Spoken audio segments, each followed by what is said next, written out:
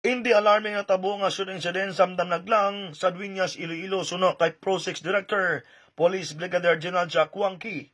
Dugang paniwangki, nga isolito na tabo rason, wala sang dapat kabalakad ang publiko, angot sa ulihing itabo sang pagpanglutang sa Dueñas. Okay na pag-alarming yung nagkakatabog sa buong.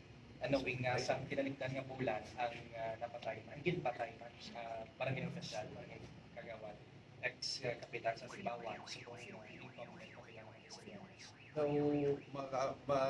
mahambal natin nga isolated case yun kaya daw atong previous nga case do sa former kapitan, makita natin nga way man siyang naging.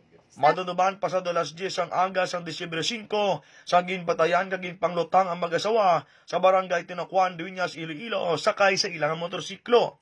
Nga mo sanday, Kapitan Michelle Lamela, kag pana sining nga si Rodney Lamela, nga taga Santo Niño, Dueñas, Iloilo.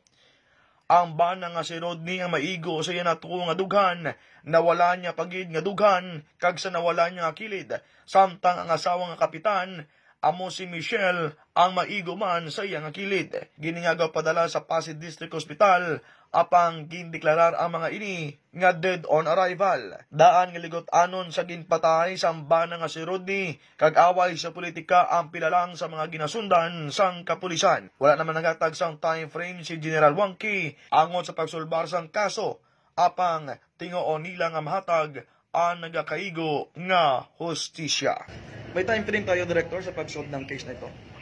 Well, yun ang sabi ko, as much as possible, sana hindi natin madaliin ang gusto natin madali ang pag-solve nitong kaso, but then siguro hindi naman sana natin hindi hausaw yung pag-imbestiga. Bukod sa DYRP Live Radio News Team, Abyan Jun Santillan Lakse, para sa balita na may integridad at prinsipyo, Live Radio.